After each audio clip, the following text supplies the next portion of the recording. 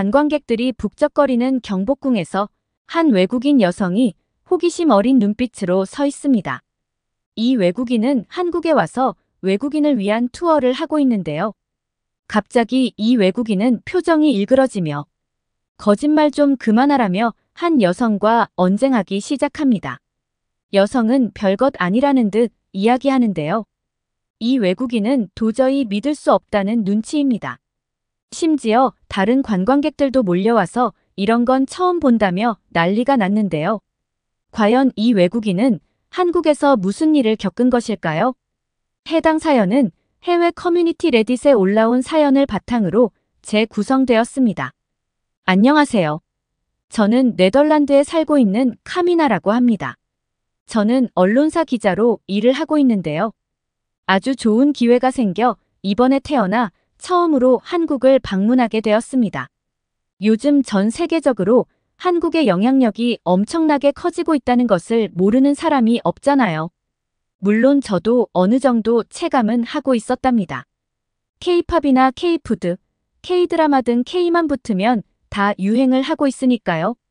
제 취미가 다른 나라의 언어를 배우는 것인데 네덜란드어 외에도 다른 언어를 배우는 걸 무척 좋아해서 이것저것을 배우다 보니 영어, 네덜란드어, 일본어까지 세계 국어를 할 줄 안답니다. 최근에는 한국어 공부도 하고 있어요. 한글은 영어나 일본어를 공부할 때와는 다르게 정말 너무 재미있더라고요. 제가 책에 대한 욕심이 좀 심한데 한국어 관련된 책만 10권을 사는 제 사진을 보고도 놀랐으니까요. 책상에 한글 교재를 쌓아놨는데 그걸 보면 제 마음이 얼마나 설레는지 몰라요. 그렇게 한국어를 열심히 공부한 지 6개월 정도가 지났을까요? 저는 넷플릭스에 가입해서 한국 영화와 드라마를 보기 시작했어요. 한국어 자막은 물론이고 한국어 더빙으로 설정한 채 말이죠. 처음에는 등장인물들이 하는 말을 하나도 알아들을 수 없었어요. 그렇지만 한국 콘텐츠 특유의 탄탄한 스토리와 완벽한 영상미에 푹 빠져들었고 그걸 몰입해서 보다 보니 나중에는 어떤 내용인지 거의 이해할 정도가 되더라고요. 그렇게 저는 퇴근하고 집에 오면 팝콘을 한가득 담은 그릇을 옆에 놓고 한국 드라마에 푹 빠지는 게 일상이 되었어요. 그렇게 시간을 보내던 어느 날 깜짝 놀랄 만한 일이 있었어요. 제가 다니고 있는 언론사에서 한국에 대한 특집 기사를 제작하게 되었어요. 세계 다른 각국에서도 최근 한국에 대한 기사들이 쏟아져 나오는데 저희 언론사에서도 그에 준하는 기사를 써야 하지 않겠냐는 오너의 지시사항이 있었거든요. 그래서 한국의 모습을 소개하는 기사를 시리즈로 준비하게 되었습니다. 네덜란드 사람들은 잘 모르는, 아직 네덜란드 사람들에게 잘 알려지지 않은 한국의 모습을 밀착 취재해서 한국 사람들의 일상생활 속에 숨겨진 한국의 저력을 알아보자는 취지예요. 최근 K-팝과 한국 드라마가 전 세계적으로 유명해지다 보니 네덜란드 국민들 중에서도 한국에 흥미를 가지는 사람들이 많거든요. 한국에 방문할 취재 기자를 뽑는다는 회사 내부 공고에 제 선후배 동기들 할 것 없이 지원 신청서를 제출했어요. 모두들 한국에 가고 싶어 했었거든요. 네덜란드와 한국의 거리는 정말 멀어서 이런 기회가 아니면 쉽사리 도전해보기 어렵다고 생각했기에 저도 물론 신청서를 제출했습니다. 그런데 신청한 사람을 무조건 보내주는 것이 아니에요. 한국 기사에 어떤 내용을 담을 것인지에 대한 세부 계획서를 제출해야 했어요. 특집 기사는 분량이 많기도 하고 게다가 출장 기간이 10일이나 되어 회사에서도 취재원에게 출장 비용을 전액 지원해주는 만큼 취재를 맡는 기자에게도 막중한 책임감도 주어져요. 단순한 여행이 아닌 일 때문에 가는 것이라 부담스럽기도 했지만 전 자신 있었어요. 그리고 정말 운 좋게도 제가 뽑혔답니다. 그래서 제가 이 사연을 보낼 수 있게 된 거겠지만요. 제가 그날 얼마나 기분 좋게 퇴근했는지 몰라요. 그렇게 전 한국에서 새로운 경험을 할 수 있겠다는 기대감과 태어나 처음 가보는 나라에 대한 설렘, 그리고 약간의 책임감과 부담감을 가지고 한국으로 출국하였습니다. 긴 비행 시간을 거쳐 한국에 도착한 저는 비행기에서 내리면서부터 눈앞에 펼쳐진 상황에 깜짝 놀라고 말았는데요. 으리으리한 인천공항 모습에 다리 힘이 풀려 쓰러질 정도의 충격을 받게 되었습니다. 네덜란드와는 규모 자체부터 비교가 되지 않을 만큼 압도적인 크기의 인천공항은 외관뿐만 아니라 그 내부에서도 쓰레기 하나 보이지 않더라고요. 제가 웬만한 유럽 국가들은 다 가봤다고 자부하는데 그 어떤 유럽 국가보다 공항이 쾌적하고 깔끔했어요. 공항 내부에서는 무인 청소 로봇이 공항을 청소하는 모습까지 볼 수 있었습니다. 네덜란드의 공항도 청소를 하기는 하는데 기본적으로 깨끗하지 못하고 청소를 자주 하는 편이 아니라 구석에 쓰레기나 먼지가 눈에 잘 띄곤 하는데요. 한국은 이러한 문제가 발생할 이유가 없어 보였죠. 저는 기사 중 일부는 한국의 일반적인 가정에 대해서 다룰 예정이라 이 부분에 대해서는 저희 언론사와 연계된 한국의 언론사의 도움을 받기로 했어요. 그래서 제가 한국에 입국하는 날 한국인 기자가 특별히 공항까지 나와주셨어요. 그분의 이름은 박민정이었습니다. 기분 좋고 밝은 에너지를 가진 분이 반겨주셔서 한국에 대한 첫인상이 엄청나게 좋아졌죠. 민정 씨는 서울 방문이 처음인 저를 위해 숙소까지 차로 안내해 주신다고 하셨어요. 그분은 영어에 능통하셨지만 저는 한국어를 열심히 공부해왔고 잘하고 싶어서 그분이 영어로 말하면 저는 최대한 한국어로 대답하려고 노력했는데 민정 씨가 제 한국어 발음을 듣더니 놀라더라고요. 한국어를 왜 이렇게 잘하냐고 묻길래 이게 다 K-드라마의 위력이라고 말했습니다. 민정 씨의 칭찬에 정말 신이 났어요. 민정 씨와 이런저런 이야기를 하다 보니 서울에 도착했어요. 원래 도착 첫날에는 시차 적응을 위해 숙소에서 조금 쉬려고 생각했었어요. 그런데 숙소에 가만히 있는 것은 시간이 너무 아깝다는 생각이 들었습니다. 한국에 대해서 하나라도 더 알아보고 싶다는 생각이 가득했죠. 장시간 비행의 피로감은 한국의 놀라운 모습에 저 멀리 날아간 지 오래였습니다. 마침 민정 씨도 저에게 일정을 물어보더라고요. 컨디션이 괜찮으면 서울의 주요 관광지와 맛집 투어를 함께 하자고 하셨어요. 너무나 감사하게도 저는 혼자가 아닌 민정 씨와 서울 투어를 하게 되었습니다. 민정 씨는 숙소에서 가까운 서울 관광지가 있다면서 그곳으로 저를 데려가 주신다고 하셨어요. 그곳은 경복궁이었는데 마침 그날 외국인들을 위한 영어 가이드 투어가 진행되는 날이라서 한국 전통에 대한 많은 정보를 알게 돼 나중에 기사를 쓸 때 도움이 될 거라고 말을 해주더라고요. 그렇게 저와 민정 씨는 경복궁으로 향했죠. 눈앞에 펼쳐진 경복궁은 네덜란드에서는 절대 찾아볼 수 없는 고풍스러운 멋과 오묘한 아름다움을 지닌 고급스러운 궁이었습니다. 궁 앞에서 우연히 한국의 전통 의상인 한복을 발견했는데 제가 한복을 신기하게 쳐다보니 민정 씨는 입어볼 수도 있다며 저에게 한복을 권했어요.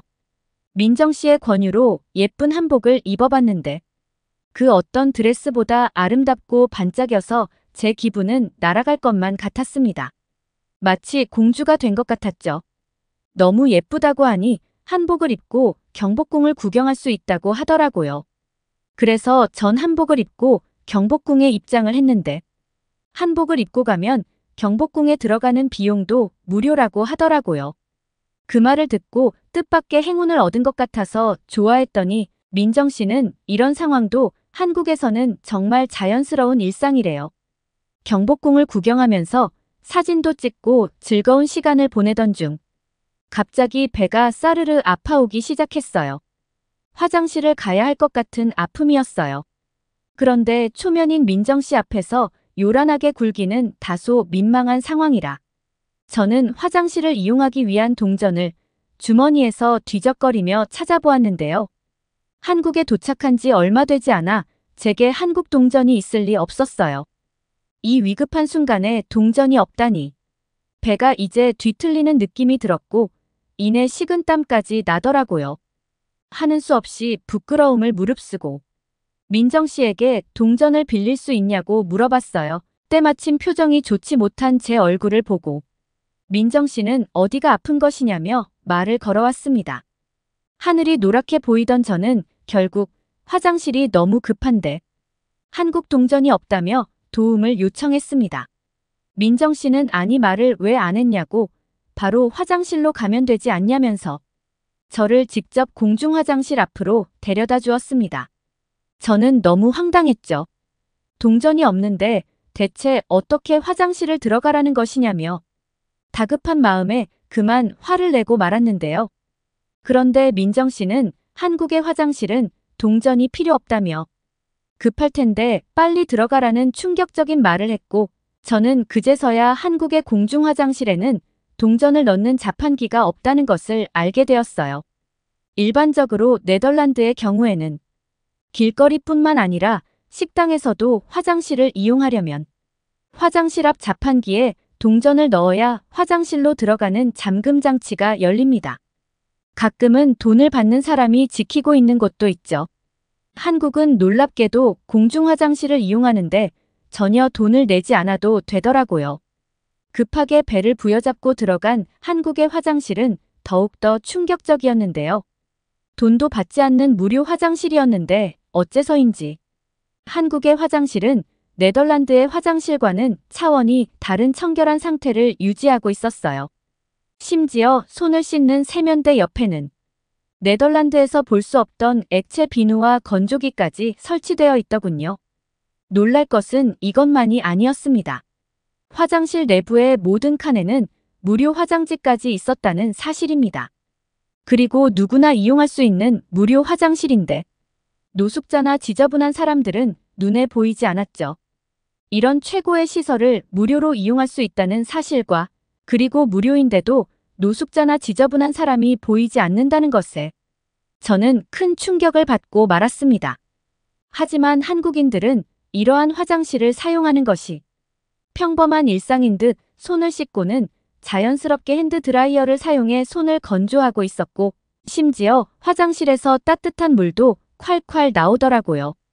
아무리 생각해봐도 네덜란드의 공중 화장실에서 따뜻한 물이 나온다면 길거리에 있던 모든 노숙자들이 몰려들어 물이 나오지 않을 때까지 사용을 했을 것 같은데 한국은 이러한 걱정은 되지도 않는 듯 화장실 세면대에서 따뜻한 물을 계속해서 사용할 수 있더군요.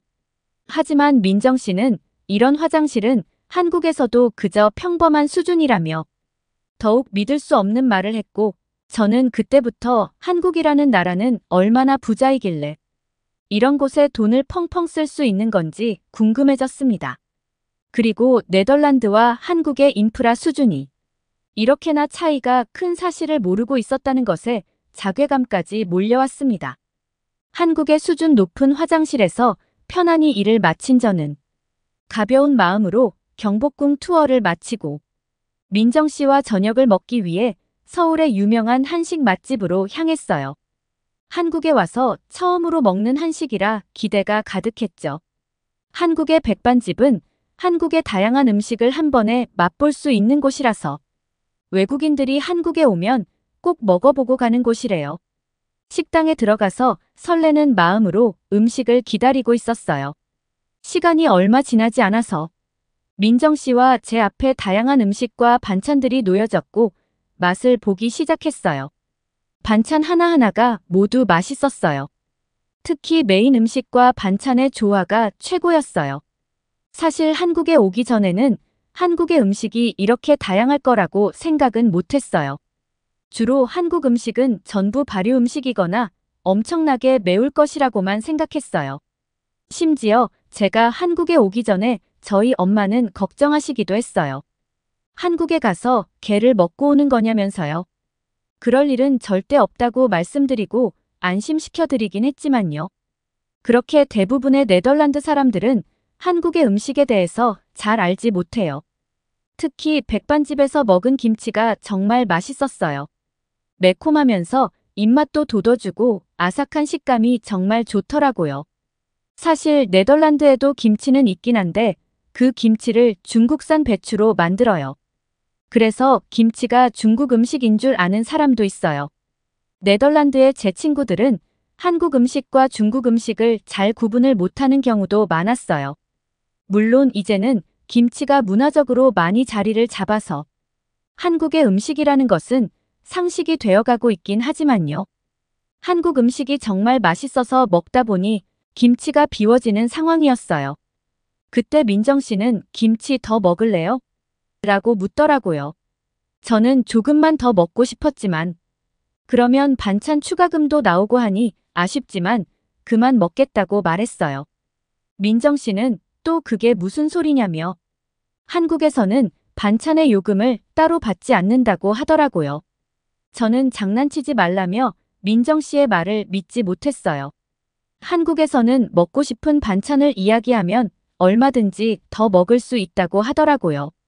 민정 씨는 이런 한국의 넉넉하고 인심 좋은 식당 문화가 입소문 나면서 미국의 한 매체에서도 한국의 반찬 문화에 대해서 취재해갔고 실제로 그 기사가 미국에서도 큰 주목을 받았다고 하면서 저에게 그 기사를 보여줬어요.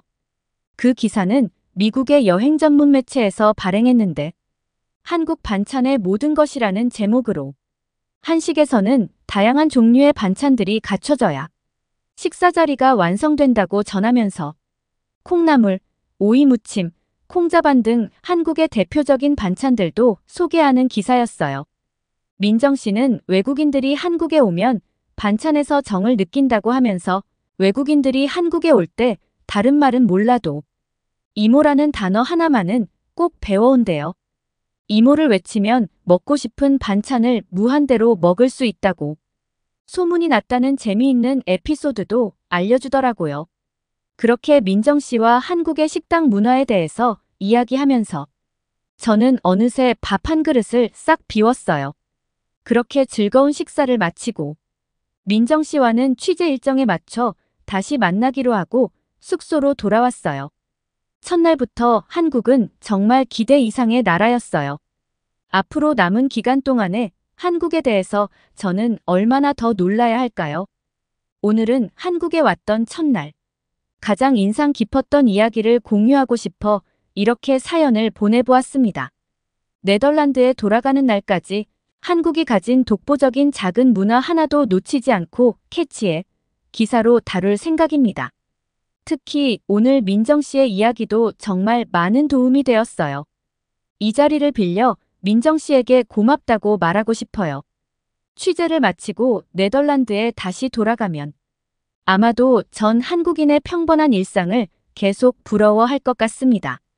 지금까지 제 사연을 들어주셔서 감사합니다.